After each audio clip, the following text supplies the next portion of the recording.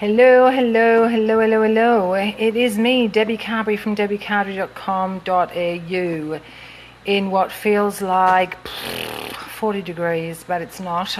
It feels like 40 degrees, but it's less than 40 degrees, but it feels like 40 degrees.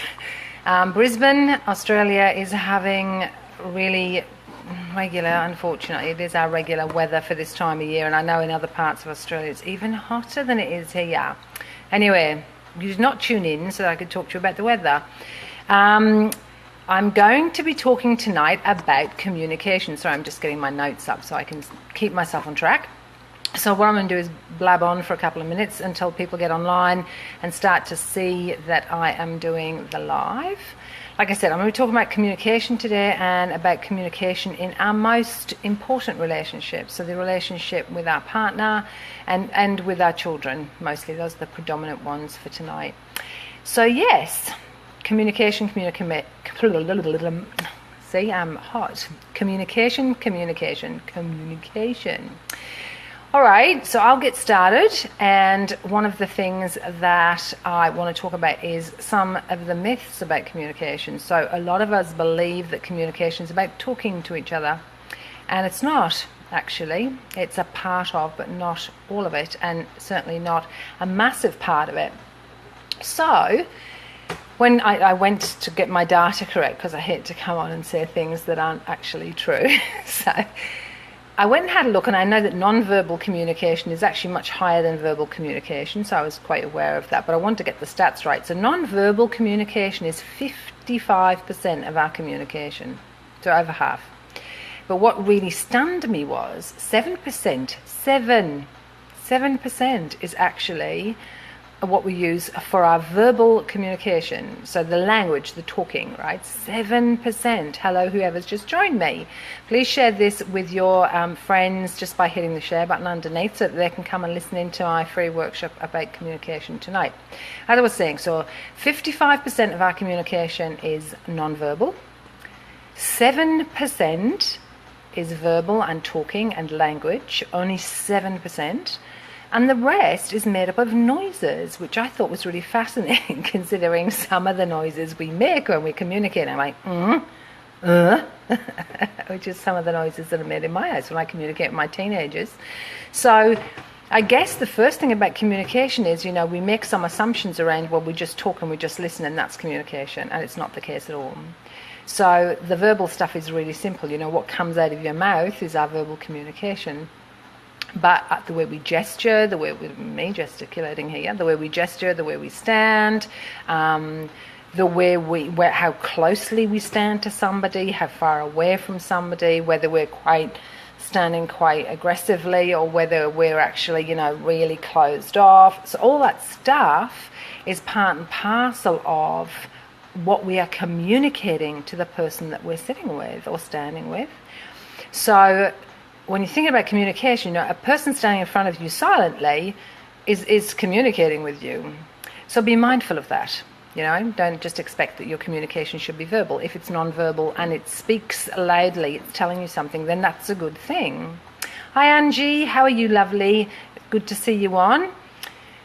All right, so where does our communication style come from? Because I bang on about our history and our childhood, and basically the stuff that is handed down generationally, the things that we give to our own children when it comes to communication, but the things that our parents give to us, the things that our culture and our community gave to us, because there are a bunch of rules, there's a bunch of rules about how you do it, and oftentimes we're not sat down and told, hey, this is the way you do it, but there are a bunch of rules. And so some of the things that we learn are things like, if your parents were very permissive, for example, nobody said no. Nobody ever said no to anybody. Then you can bet that if somebody is coming up to you and saying no, it's going to be confronting and difficult and challenging for you. If in your history, and this is common for lots of people, people just didn't talk about certain things. It was like, these are topics that we can't talk about, or we don't talk about, or we don't like to talk about, or we prefer to imagine that they're not there. I'm English, and there are a lot of topics that come under the category of absolute no-nos. Like, you just don't talk about them. in some families, it was passive aggressive. There is a smile on somebody's face and they're like, how are you going? Yeah, I hate you.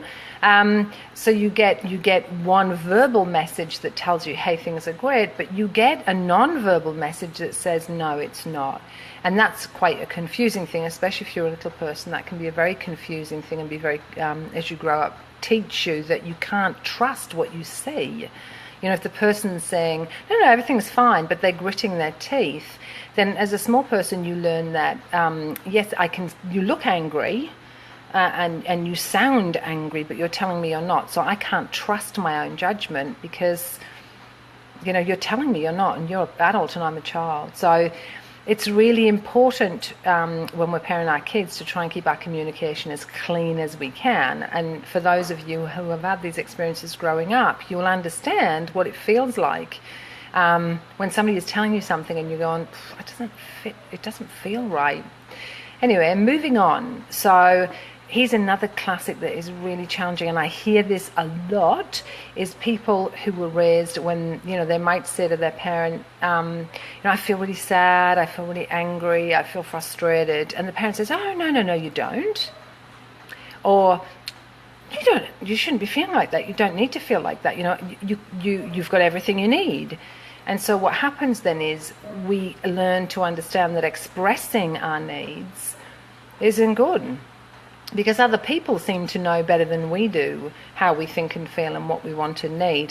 And for some people, and especially guys, being told that stuff really puts the hairs up on the back of their neck. It's like, don't tell me how I feel.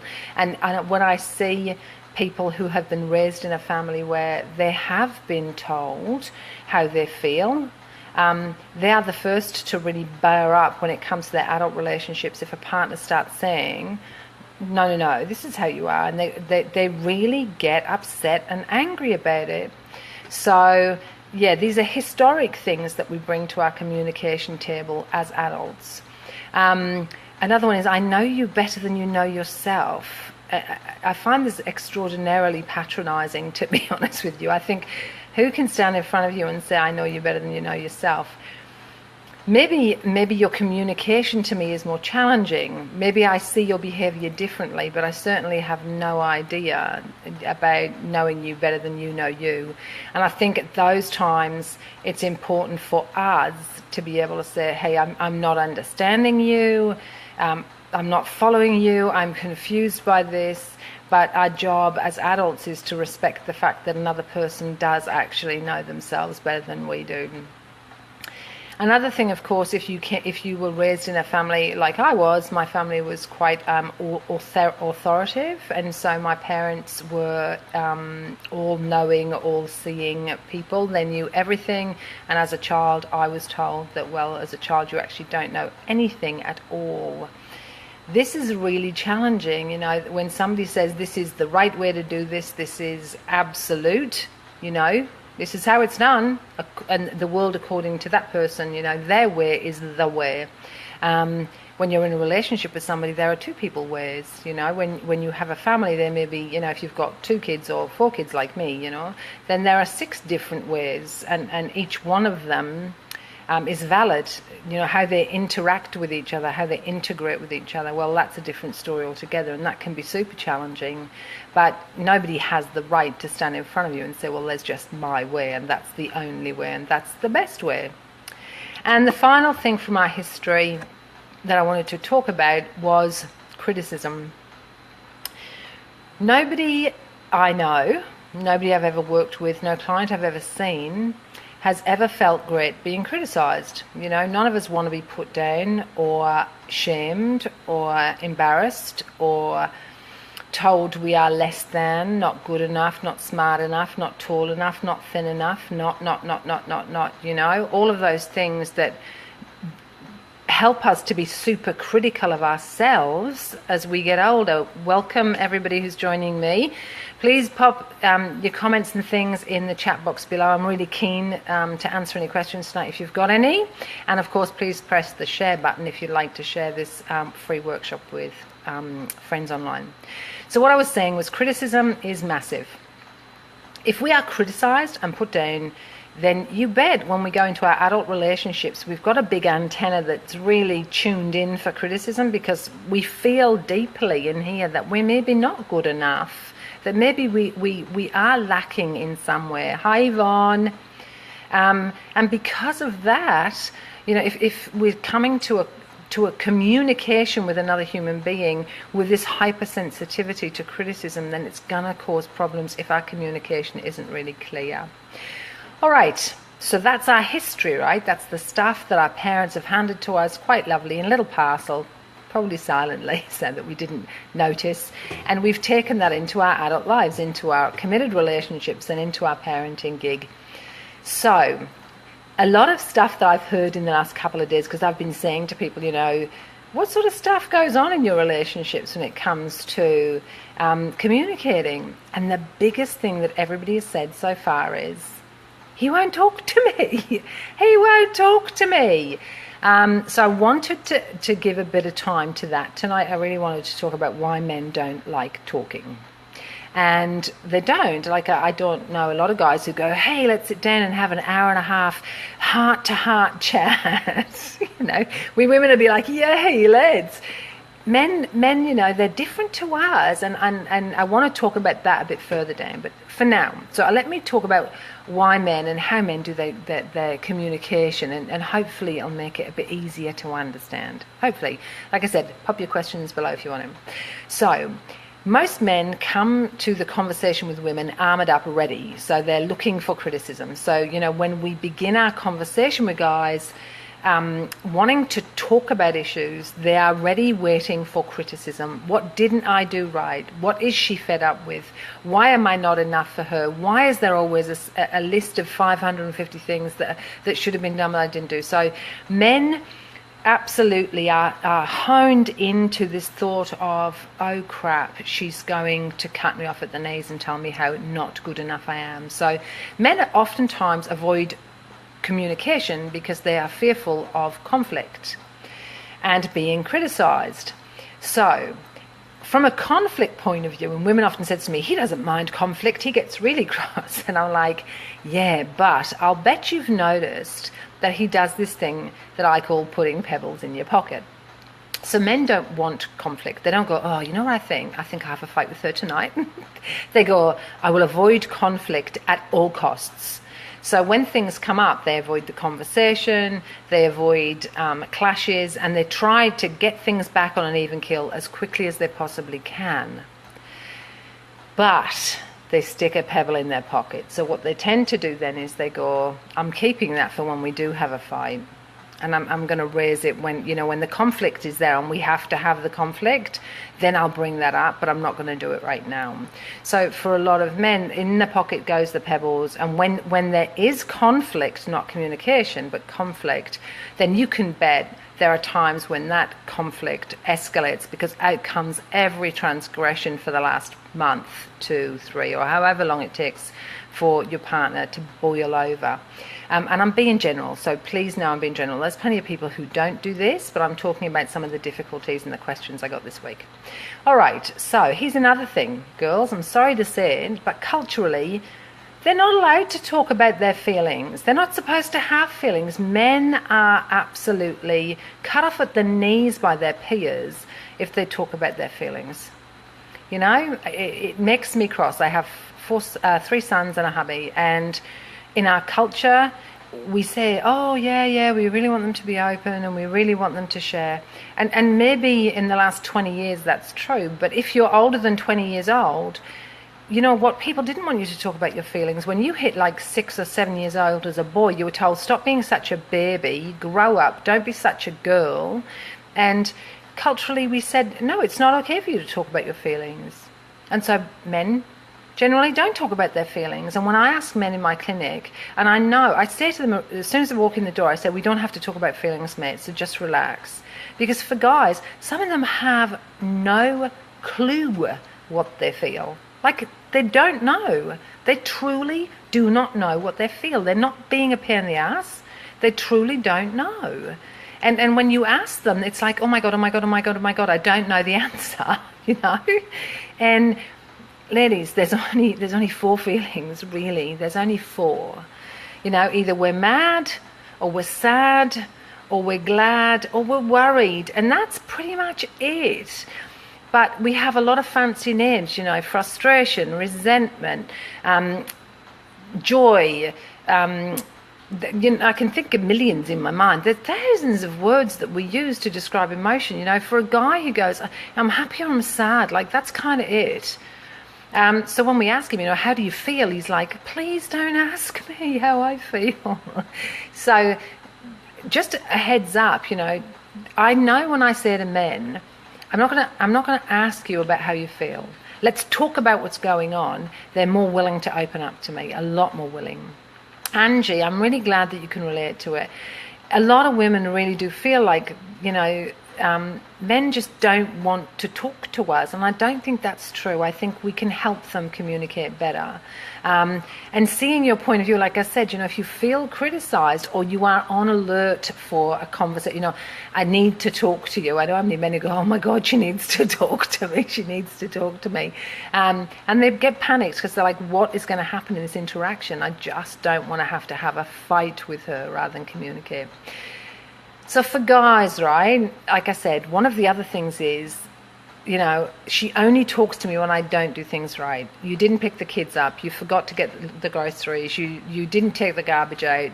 So men get hyper alert to this and go, God, it's just going to be her giving me a hard time about everything I didn't do right. So we have to be mindful. If we want them to communicate, we're going to have to suspend some of that stuff to allow them the space, to come in and have a chat with us. Yes, and it works both ways, Angie. Yeah, of course, if your partner's a woman, then of course you want them to talk to you.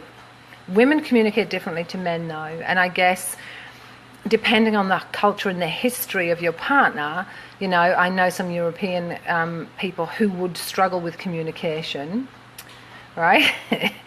I could pick some, but I don't want to offend anybody. But there are some that struggle a bit more with communication. And I guess this segment that I'm talking about is specifically about guys. But yeah, communication with your partner, whoever your partner is, will be affected by lots of different things. All right, so the other thing is, ladies, they are not like us. They're not. And would you want somebody who's like you? No.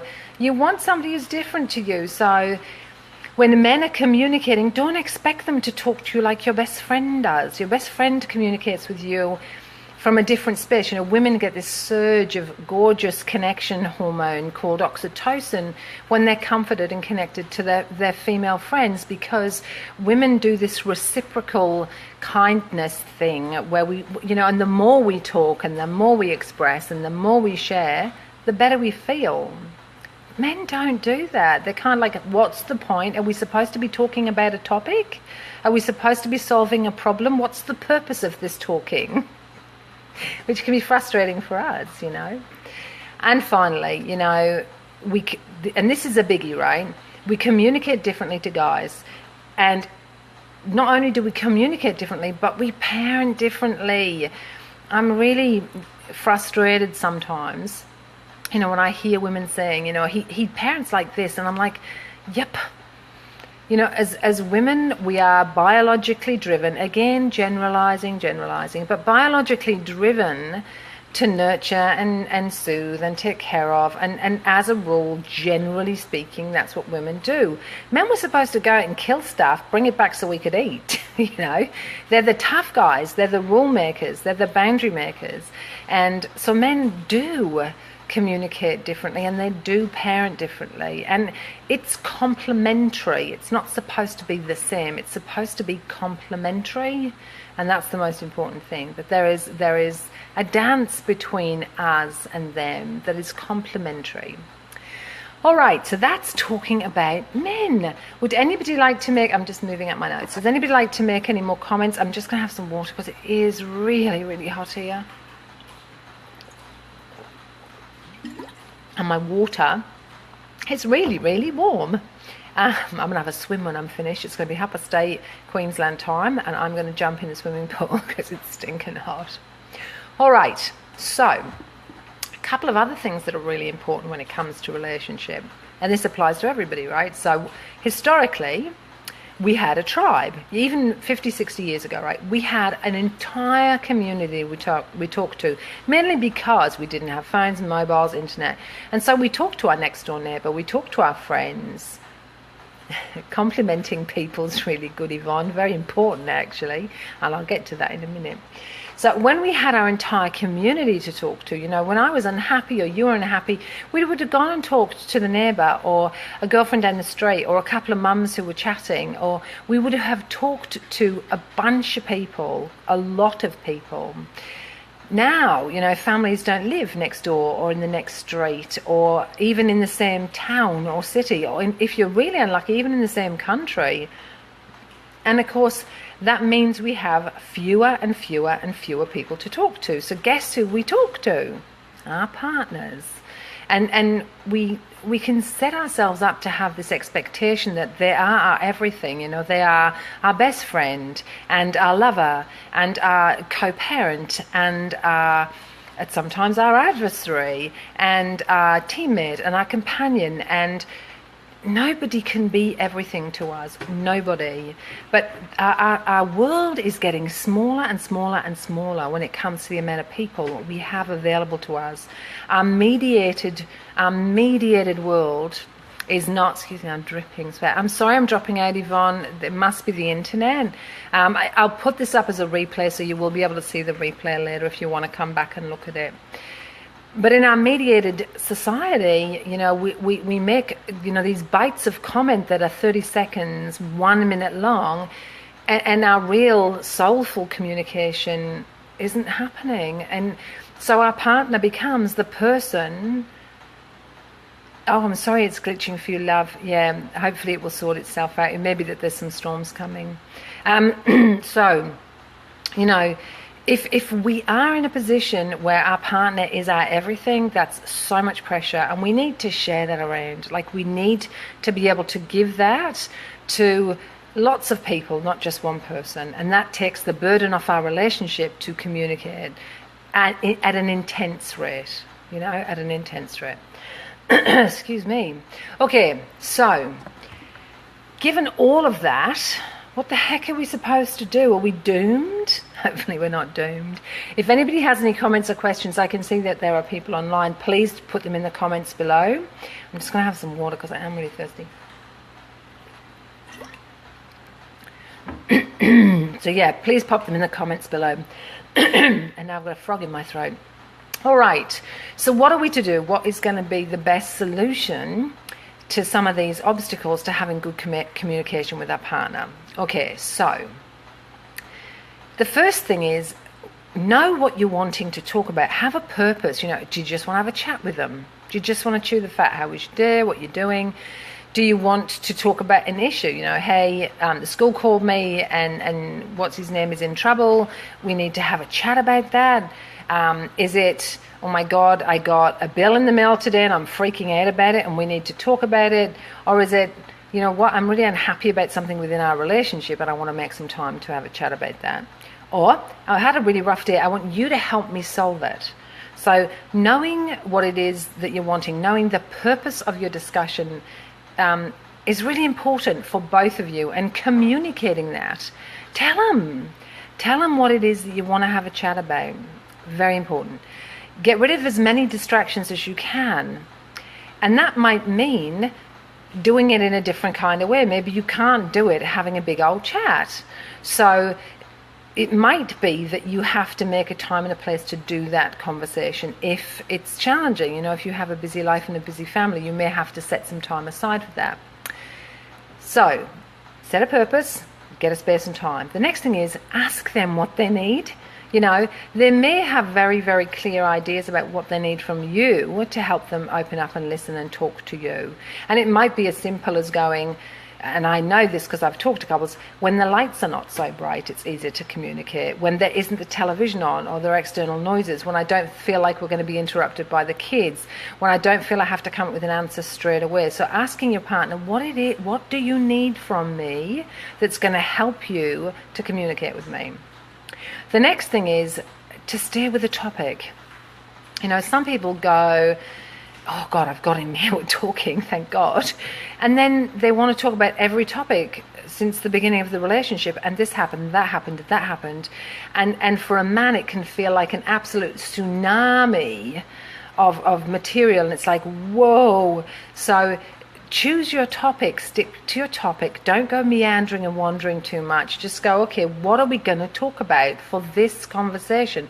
You'll have lots of other conversations, tons of other conversations, you know, but for the time being, stick to your agenda. The next thing is, you know, be very careful not to hurt your partner. If your partner shares, and this is men and women, if your partner shares with you something that is vulnerable, shameful, a mistake they've made, something that is raw for them, and you raise that in a fight as a method of wounding them, you will sabotage any conversation you'll ever have. To hurt, to deliberately use data like that is absolutely unacceptable in a relationship. And it doesn't matter what is going on in that discussion, it's just not acceptable to do it. You know, your partner needs to feel safe. You need to feel safe when you're communicating. And so it's really important that the rules of engagement are very clear. We don't criticize, we don't put down, we call a timeout if we need to, and we do not, under any circumstances whatsoever, shame the other person. So things like that are incredibly important. All right, another thing that's really important is this. There are tons of ways of communicating. We don't have to sit face to face, nose to nose, and have a big D&M. And for lots of my clients, I say to them, you know, there's talk about, a woman said to me last week, you know what, we have the best emails. We email during the day and it's brilliant. We can sort all sorts of things out. We get through all these things that we've got to get done. And it's really helpful, but we can't communicate. And I was like, yeah, you can. That's your communication. You know, we can use technology to help us when there are hot topics or difficult topics, or we want to break things down, or we want to give our partners an opportunity to think about what they want to talk about or how they feel about a particular topic. And some of the ways of doing that are send a text message, send an email. My hubby, God love him, installed on all of our computers a little messaging thing internally in our house, which I'm loving, because when my kids don't come out of the rooms, I can send them a message saying, come and do the dishes. It's very good, I like it. But it means that we can communicate without having to talk. That doesn't mean you shouldn't talk. It means that it can be an additive, an extra, an add in to your communication toolbox. And if it works, why not use it? Okay, the other thing that's important is time frames. And like I said a bit earlier, you know, sometimes when your partner won't talk to you, and you finally get them there and they're sitting in front of you, it's like, oh, I really want to talk, because I don't know when this is going to come up for us again, and I may not be able to have this conversation down the track. So we kind of want to squeeze out of it as much as we can. It's important to not do that. It's exhausting for everybody. It can be off-putting for the person on the receiving end if they don't want to do a really long D&M. So block off some time, say, 20, 30 minutes. Let's have a conversation. Stick to the time frame that you have. You can come back to it. And what I found when I work with couples is that when women do that, their partner actually will say, no, let's continue for a bit longer, because they know that there is an end to it. They know that there is a time limit to it, and they can stop for a while and just think about what's been said, think about how they want to respond to it. So set a time frame. I tell you what, ladies, and I'm thinking you're all ladies on here, you wouldn't believe how hard it is here. It's absolutely shocking. And still, sorry, a bit warm. All right, moving along. So another big thing, right, when it comes to communication is have an agenda. What are you going to talk about? Know what you want to talk about. You don't have to give them a written copy, like we would in a business meeting, but even just knowing, hey, I need to talk about 2 things, they're really important, we need to nut out a solution. That's helpful for both people, because you both then know what you're going to be talking about, the time frame you've got, what the topics are, and you'll be more able to get to a conclusion in that conversation than you would if it was kind of open and a bit we'll see what happens. The last thing I want to say about this section is You have to spend time away from each other, people, like you really do. And I'm not talking getting on a computer and playing or getting on Instagram, or I'm talking about have good quality time away from each other. Take care of yourself. Find your friends, find your tribe, spend time with them, offload to them in an appropriate way. Don't bag out your partner to your friends. You know, your friends will side with you because they love you, but it can cause a fair bit of conflict in your relationship with your partner if your friends start getting involved in any conflict in your relationship. So, look after yourself, right? Look after yourself. Look at what you want and need. And take care of those needs so that when you come to the communication table, you're not starving for it, you know. You kind of have filled your bucket a bit, and when you have communication with your partner, there's space for you to go. And I have other sources, I have other resources where I can lean into and talk to those people if I need to. And we do, you know, we need other people more than just one person to fill that need. All right, another fabulous one, and it's a therapist. My hubby hates this, and it's really funny, which is the I statement. You know, therapists talk about the I statement, the I statement, the I statement. I feel when you, and I like you too. It's very patronizing, I agree. He says it's very patronizing, and it is a bit patronizing. If you don't want to do the I feel when you, then don't do it. But you know what? If you're going you don't help, you're not kind, you. If the finger is pointing at your partner all the time, you know what? That's not going to help him open up and listen to you, communicate with you, feel safe and vulnerable with you. We can express what we need without the you. We can. Remove the you and try and think about, what am I trying to say here? You know, if it's a case of, I've asked him 6 times to clean out the drain and he hasn't done it, and you might sit down and say, the drain is really full, I'm a bit worried because it needs cleaning out and we're getting lots of rain. You said you would do it, which I really appreciate, but it hasn't happened yet. Do you have an idea when you might get to it, or do we need to organize somebody else to do it? Which is better than, you told me you were going to do it, and you didn't do it, and you never do anything I ask you to do. In fact, I constantly am on you about everything. You never, ever, ever do what I ask you, or about anything, ever. Which one would you prefer?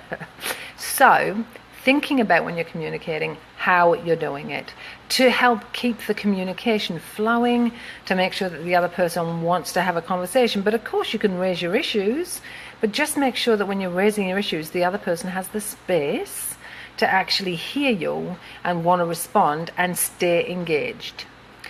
All right. Finally, as I get to wrap up soon, so if you've got any questions, pop them below. Finally, as I move towards the end of what I'm talking about, next week I'm going to be talking about conflict, which is a little different to communication. And I'm going to just mention 4 aspects of conflict tonight, and I'll go into them in more detail next week. But we know there is research data by a lovely man called John Gottman in the US. There's data that tells us that there are very specific ways of communication that are guaranteed to bring your relationship to an end. And he has a massive percentage of accuracy, enormous. And there are 4 things, and he calls them the 4 horsemen. And they are stonewalling, defensiveness, criticism, and contempt. If you use any of those strategies in your communication, you are absolutely damaging your relationship.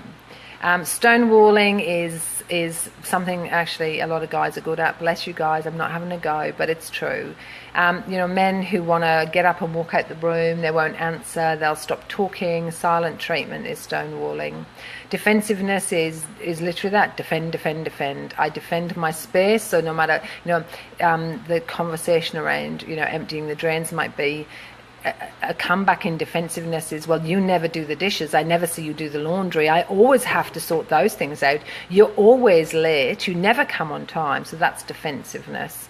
which means that, communication then is just really challenging when one person is trying to communicate about a very specific issue and the other person is coming back with a defensive stance about what's wrong with you. You're not going to have good communication. It will end up escalating to a battle with both people feeling unhappy and miserable and not resolving the issue at all. Criticism, of course, needs no explanation, I don't think. I think when we have discussions, even when we are angry and upset, we don't have to be critical, no name calling or being disrespectful or attacking the person rather than the issue. So criticism is really nasty. And the last one, of course, contempt, which John Gottman calls a sulfuric acid of relationships, because it wounds deeply. Contempt is eye-rolling and huffing and tutting and demeaning and really, really not very attractive stuff at all. So next week I'm going to talk more about conflict in your relationship. All right, if you've got any questions, I can see eyeballs, so I know there are people there. If you've got any questions, pop them in the box below. And if not, I know people sometimes like to comment afterwards or send me private messages, and that is perfectly okay with me. Please go ahead and do that. I will add a couple of things. One is that I am currently doing a relationship reconnection Kickstarter email series, which is designed to help couples who've been in a relationship for a little while, maybe more than 2 years, possibly they have kids, and they kind of drift apart a little bit, and they tend to not be connecting in the way that they want to, so they can feel quite lonely, isolated, or like roommates, unless they're part of a team. So that's why I did the email series. It's a free series, there's no cost to do it. I'll put the link in the comments box below, and you just click the link and then put your email address in, and then you'll receive an email a day for 7 days.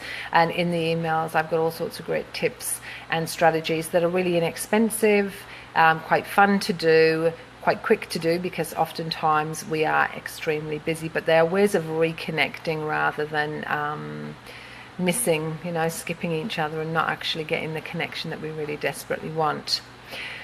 All right, I've talked for a little while and I don't see any questions coming up, so I'm going to end shortly. So if you don't have any questions, thank you very much for coming tonight. Like I said, next Thursday I will be hosting another Facebook Live event. I'm just checking the date so I can tell you what the date is. Next Thursday, the 19th, I will be doing another Facebook event, and I'm going to be doing them all the way through until February. Next week will be about conflict in relationship and helping to manage conflict. If you have any questions about that, I'm more than happy to answer the questions on the live call. You can send them to me by private message if you would like to. Some people don't really like to put their stuff on the internet, and I get that. That makes a lot of sense to me. But if you send them to me, and I don't say people's names, confidentiality. All right. Well, thank you very, very much for coming this evening. I am going to go and have a swim because I am boiling hot. And no amount of cooling in this house is helping. So I'm going to jump in the pool and have a swim because it's been a really, really warm day here in Brisbane. Thank you very much for all of you who attended live and for those who are watching the replay. My name is Debbie Carberry from debbiecarberry.com.au. I am a relationship coach, and I look forward to speaking to you next week. Thanks, everybody. Bye.